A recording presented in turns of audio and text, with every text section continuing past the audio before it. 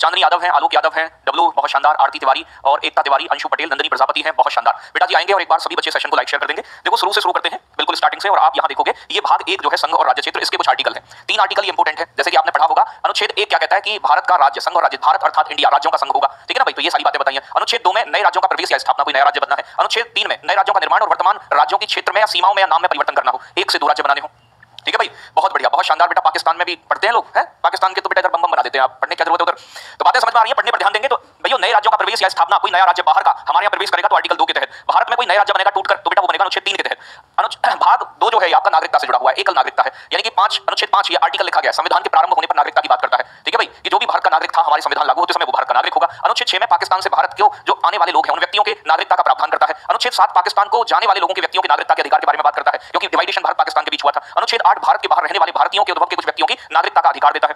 तो भैया ये नागरिकता के इंपोर्टेंट आर्टिकल है, तो याद रखना है। पाकिस्तान जाने वालों के लिए आर्टिकल 6 में प्रावधान है, पाकिस्तान से आने वालों के लिए, ठीक है भाई, वो पाकिस्तान से भारत आने वालों के लिए अनुच्छेद 6 में है, और पाकिस्तान को प्रवर्जन मतलब भारत से पाकिस्तान प्रवर्जन करने वालों के लिए अनुच्छेद 7 में प्रावधान किया गया है। अब आगे चलेंगे बेटा, नेक्स्ट आपका ये विदेशी 9 में कह रहा है कि विदेशी राज्यों की नागरिकता स्वेच्छा से अर्जित करने वाले व्यक्तियों का नागरिक ना होना, अगर कोई दूसरे देश की नागरिकता लेता है तो नागरिकता खत्म हो जाती है भारत की, अनुच्छेद 9। अनुच्छेद 10 कह रहा है नागरिकता के अधिकारों को बना रहना, कैसे आपकी नागरिकता के अधिकार बने रह सकते हैं, और 11 कह रहा है कि संसद द्वारा नागरिकता के अधिकारों को विधि द्वारा विनियमित किए जाने के ऊपर है, यानी कि संसद नागरिकता से जुड़े हुए कानून बना सकती है, ये अनुच्छेद 11 में कहा गया है बेटा। क्वेश्चन पूछो बेटा, बिल्कुल बताएं क्वेश्चन क्या है क्वेश्चन, ठीक है भाई।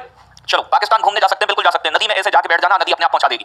भाग 3 जो है मूल अधिकारों से जुड़ा है। देखो भाई राज्य की परिभाषा अनुच्छेद 12 में दी गई है, और अनुच्छेद 13 में मूल अधिकारों को यानी कि अल्पीकरण कम करने की विधि दी गई है कि कब कब आपके मूल अधिकार खत्म किए जा सकते हैं, ये प्यारे बच्चों अनुच्छेद 13 कहता है। प्यारे बच्चों समानता का अधिकार आप जानते हैं 14 से 18, 14 में विधि के समक्ष कानून के समक्ष समानता, 15 में धर्म जाति लिंग जन्मस्थान के आधार पर प्रतिषेध करता है, भेदभाव का प्रतिषेध, यानी कि लोक नियोजन के विषय में अवसर की समानता, नौकरी वोकरी में सबको समान मात्रा में मामला मिलेगा। छुआछूत का अंत, अस्पृश्यता का अंत मतलब अनुच्छेद 17, और अनुच्छेद 18 में उपाधियों के अंत की चर्चा की गई है, ठीक है ना भाई। तो याद रखिएगा समानता का अधिकार 14 से 18 तक है, मैं रिवाइज करवा रहा हूं आपको, कहीं सोचो कि गुरुजी डिटेल में रुक रुक कर पढ़ाएं। स्वतंत्रता का अधिकार, वाक और अभिव्यक्ति की स्वतंत्रता, बाकी अलग प्रकार के भी अनुच्छेद 19 में कई प्रकार की स्वतंत्रताएं दी गई हैं। यानी बच्चों अपराधों के लिए 2 सिद्धि के संबंध में संरक्षण दिया गया है अनुच्छेद 20 में, प्राण एवं दैहिक स्वतंत्रता का अधिकार दिया है अनुच्छेद 21 में, और आप जानते हैं ना एक अनुच्छेद 21A भी है, अनुच्छेद 21A जो 86वें संविधान संशोधन द्वारा जोड़ा गया 2002 में, ये शिक्षा का अधिकार देता है। किसका है बेटा? शिक्षा का अधिकार देता है, ये भी बड़ा महत्वपूर्ण है, पेपर में बहुत आता है, ठीक है भाई। आगे बात करें शोषण के विरुद्ध अधिकार, ये तो स्वतंत्रता के थे 19 से 22 तक बेटा, ठीक है भाई। 22वां अनुच्छेद कुछ दशाओं में गिरफ्तारी और निरोध में संरक्षण देता है, मतलब गिरफ्तारी का कारण बताना होगा, 24 घंटे के अंदर मजिस्ट्रेट के सामने पेश करना होगा, ठीक है भाई, ये सभी बातें बताई गई हैं। आगे बात करेंगे बेटा, ये कह रहा है शोषण के विरुद्ध अधिकार, यानी कि बच्चों शोषण ना हो आपका, मानव दुर्व्यवहार और बलात्श्रम, आपको जबरदस्ती बंदी बनाकर जबरदस्ती से काम नहीं कराया जा सकता, अनुच्छेद 23 कहता है। 24 कहता है कि कारखानों में बालकों के नियोजन पर प्रतिषेध, यानी कि आपका 14 वर्ष से कम आयु के जो बच्चे हैं उन पर यानी कि भयंकर वाले काम जो होते हैं कारखाने में वो नहीं करवाए जाएंगे, ठीक है ना भाई। तो बातें समझ में आई।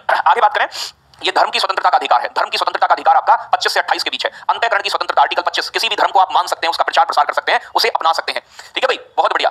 अगर मैं बात करूं बेटा 26 कहता है धार्मिक कार्यों का प्रबंधन की स्वतंत्रता, आप कोई धार्मिक आयोजन कर सकते हैं। 27 कहता है किसी विशिष्ट धर्म की अभिवृद्धि के लिए करों के संदाय के बारे में स्वतंत्रता, अगर कोई धार्मिक अभिवृद्धि कर रहे हैं, धर्म की वृद्धि के लिए कोई कार्य कर रहे हैं तो टैक्स वगैरह में छूट मिलेगी तुम्हें। 28 कहता है कुछ शिक्षण संस्थाओं में धार्मिक शिक्षा या उपासना में उपस्थित होने के बारे में स्वतंत्रता, तो शिक्षण संस्थाएं जो सरकारी पैसे से चलती हैं, सरकार के खर्च से चलती हैं, उनमें धार्मिक शिक्षा नहीं दी जाएगी प्यारे बच्चों, ठीक है भाई। आगे बात करें बेटा, ये कह रहा है संस्कृति और शिक्षा संबंधी अधिकार, देखो ये संस्कृति और शिक्षा संबंधी अधिकार है, ये दोनों आपके 29 और 30। अल्पसंख्यक वर्गों के हितों का संरक्षण करता है आर्टिकल 29, ठीक है भाई। आर्टिकल 29 जो है ये अल्पसंख्यक हितों का संरक्षण करने की बात करता है।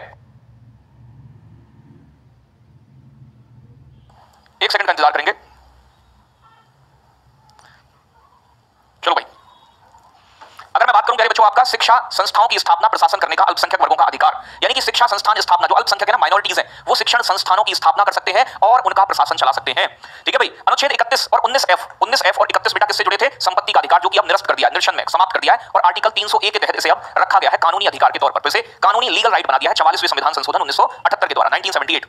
यहां पर संवैधानिक उपचारों का अधिकार दिया है अनुच्छेद 32 में। सर्वोच्च न्यायालय में आप क्या कर सकते हैं? रिट दायर कर सकते हैं, और हाई कोर्ट में आप बेटा 226 आर्टिकल के तहत जा सकते हैं, तो 226 हाई कोर्ट के लिए है, इसमें बंदी प्रत्यक्षीकरण, परमादेश, प्रतिषेध, अधिकार परीक्षा और उत्प्रेषण, ये 5 प्रकार की रिट होती है बेटा, ठीक है भाई। चलो बहुत बढ़िया। अब आगे बात करेंगे नेक्स्ट आपका राज्य के नीति निर्देशक सिद्धांत, यानी कि डीपीएसपी बोलते हैं, डायरेक्टिव प्रिंसिपल। ये मौलिक अधिकार के लिए कोर्ट जा सकते हैं, लेकिन इनके लिए कोर्ट नहीं जा सकते। राज्य की परिभाषा आर्टिकल 36 में। आर्टिकल 37 में तत्वों का लागू होना, मतलब इन्हें तुम कोर्ट जाके लागू नहीं करा सकते, बात बताई गई है 37 में। 38 में कह रहा है कि राज्य लोक कल्याण की अभिवृद्धि के लिए सामाजिक व्यवस्था बनाने का प्रयास करेगा। आगे 39 कहता है राज्य द्वारा अनुसरणीय कुछ नीति तत्व दिए गए हैं। अनुच्छेद 39 क्या कहता है? समान न्याय और निःशुल्क विधिक सहायता, राज्य बेटा जो गरीब आदमी है उसे कानूनी सहायता उपलब्ध कराएगा। अनुच्छेद 40 बहुत इंपॉर्टेंट है, पेपर में बहुत आता है, ग्राम पंचायतों का संगठन किसमें है? अनुच्छेद 40 में। कुछ दशाओं में काम, शिक्षा और लोक सहायता पाने का अधिकार, अनुच्छेद 41। 42 कहता है काम की न्याय संगत और मानवोचित दिशा, प्रसूति सहायता, महिलाओं के लिए जैसे प्रेगनेंसी ड्यूरेशन है उस समय पे जो मदद मिलती है उसके बारे में बात करता है।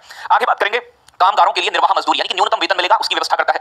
43 के बजाय उद्योगों के प्रबंधन में कामगारों का भाग लेना, यानी कि जो काम करने वाले लोग हैं उनका भी उद्योगों में पार्टिसिपेशन होगा, प्रबंधन में, मैनेजमेंट में। 44 44 कहता है नागरिकों के लिए एक समान सिविल संहिता, समान नागरिक संहिता, पेपर में बहुत आता है। बालकों के लिए निःशुल्क और अनिवार्य शिक्षा का उपबंध अनुच्छेद 45 भी करता है डीपीएसपी में। 46 कहता है अनुसूचित जाति, अनुसूचित जनजाति और दुर्बल वर्गों की शिक्षा संबंधी हितों की अभिवृद्धि। तो बच्चों, जो दुर्बल वर्ग है, एससी एसटी है, उनकी शिक्षा और उनके हितों की बात करता है। 47 राज्य जो है पोषण स्तर और जीविका के स्तर को ऊंचा करने का, सुधार करने का प्रयास करेगा, अनुच्छेद 47 कहता है। ठीक है भाई, सर जी खंड से ज्यादा पूछ रहा है बेटा, जो जरूरी खंड है मैंने वो शामिल कर लिए हैं। ये कह रहा है अनुच्छेद 48 की राज्य कृषि और पशुपालन को वैज्ञानिक पद्धति से बढ़ाने का प्रयास करेगा। अनुच्छेद 48 ए कहता है, क्या कहता है, पर्यावरण संरक्षण और संवर्धन और वन्य जीवों की रक्षा करेगा। 39 कहता है कि राष्ट्रीय महत्व के स्मारक और स्थान और वस्तुओं का संरक्षण करेगा। कार्यपालिका का न्यायपालिका से पृथककरण, अनुच्छेद 50। 51 कहता है कि हमारा देश किसी पर बम नहीं फोड़ेगा, यानी कि शांति बनाए रखने का प्रयास करेगा। ठीक है भाई, यादव जी कह रहे हैं सर आपने जो मॉक दिया था वो हार्ड लगा था, पेपर में जाओगे तो और भी चीजें हार्ड लगेंगी, आसान नहीं लगेंगी। ठीक है भाई, बातें समझ में आ रही है? आगे चलेंगे नेक्स्ट आपका बेटा, ये कह रहा है आपके मूल कर्तव्य आगे आर्टिकल 51 ए में मौलिक कर्तव्य दिए गए हैं आपके, फंडामेंटल ड्यूटीज। प्रत्येक नागरिक का यह कर्तव्य होगा। देखो ए में कहा गया 51 ए, ये आप जानते हैं ना 42वें संविधान संशोधन 1976 में मौलिक कर्तव्य स्वर्ण सिंह समिति की रिकमेंडेशन पर जोड़े गए। प्रत्येक नागरिक का कर्तव्य होगा, ए में कहा गया कि वो संविधान का पालन करे, अपनी संस्थाओं और अपने राष्ट्रध्वज राष्ट्रगान का आदर्श का पालन करे, ये सब बातें बताई गई हैं। स्वतंत्रता के लिए हमारे राष्ट्रीय आंदोलन में जो आदर्श है हमारे नेता है उन्हें हृदय में रखें और उनका पालन करें। सी कहता है कि भारत की संप्रभुता, एकता और अखंडता को बनाए रखें। डी कहता है कि देश की रक्षा करना भी आपका अधिकार है। ई कहता है कि सभी लोग बच्चों भाईचारे की भावना बनाए रखें। एफ कहता है कि हमारी सामाजिक, सांस्कृतिक और गौरवशाली परंपराओं को, महत्व को समझें। आगे बात करें, आपस में बात ना करें, बिल्कुल अंगी तक डल जाएगी पीडीएफ। प्राकृतिक पर्यावरण की रक्षा और उसका संवर्धन करें। वैज्ञानिक दृष्टिकोण और ज्ञान अर्जन की भावना का विकास करें। वैज्ञानिक साइंटिफिक मेथड से सोचें। सार्वजनिक संपत्ति को सुरक्षित रखें, नुकसान ना पहुंचाएं। व्यक्तिगत एवं सामूहिक गतिविधियों के सभी क्षेत्र के उत्कर्ष की ओर बढ़ाने का सतत प्रयास करें। माता पिता या संरक्षक 6 से 14 वर्ष के बच्चों हेतु प्राथमिक शिक्षा का प्रावधान करेंगे। 11वां मौलिक कर्तव्य प्यारे बच्चों 86वें संविधान संशोधन 2002 में से ऐड किया गया था। अभी मैं प्रश्न नहीं करवाऊंगा लास्ट में आपको, मैं तो एक मोटा रिवीजन करवा रहा हूं आपको प्यारे बच्चों। ठीक है, करंट अफेयर्स की 2 क्लास ली है मैंने, उन्हें देखिएगा, संबंधित है। 52 आर्टिकल कहता है राष्ट्रपति का पद भारत का राष्ट्रपति होगा। 53 कहता है कि कार्यपालिका की शक्ति राष्ट्रपति में होगी। 54 कहता है कि राष्ट्रपति का निर्वाचन कैसा होगा, निर्वाचक मंडल। ठीक है भाई, निर्वाचक मंडल कौन कौन चुनाव में भाग लेगा, राष्ट्रपति के निर्वाचन की रीति, एकल संक्रमणीय मत प्रणाली के बारे में, राष्ट्रपति का पद 5 साल के लिए होगा। 56 57 में दोबारा निर्वाचन के लिए बात कही गई है। 58 में राष्ट्रपति के निर्वाचित होने के लिए क्या क्या योग्यताएं होनी चाहिए। 59 में राष्ट्रपति के पद के लिए शर्तें क्या होंगी। 60 में राष्ट्रपति द्वारा शपथ या प्रतिज्ञान, राष्ट्रपति सुप्रीम कोर्ट के चीफ जज के सामने शपथ लेता है। 61 में महाभियोग, ये इंपोर्टेंट है, बहुत पूछे जाते हैं राष्ट्रपति से। भारत का 63 में उपराष्ट्रपति दिया हुआ है। 64 में उपराष्ट्रपति राज्यसभा का सभापति होगा। 65 में राष्ट्रपति पद में पहले बच्चों आकस्मिक रिक्ति के दौरान उसकी अनुपस्थिति में उपराष्ट्रपति का पद के रूप में कार्य करना, मतलब जब राष्ट्रपति का पद रिक्त हो उस समय उपराष्ट्रपति काम करेगा। 65 में बताया गया। 66 में उपराष्ट्रपति का निर्वाचन प्रणाली। 67 में उपराष्ट्रपति की पदावधि 5 साल के लिए होती है और राज्यसभा का ये पदेन सभापति होता है। ठीक है भाई, मॉक टेस्ट में 57 सही हो रहे हैं सर जी। देखो अब डरने की जरूरत नहीं है, अब तो जो होगा वो प्यारे बच्चों होना ही है। धीरे धीरे चलो, सब ऊपर से जा रहा है।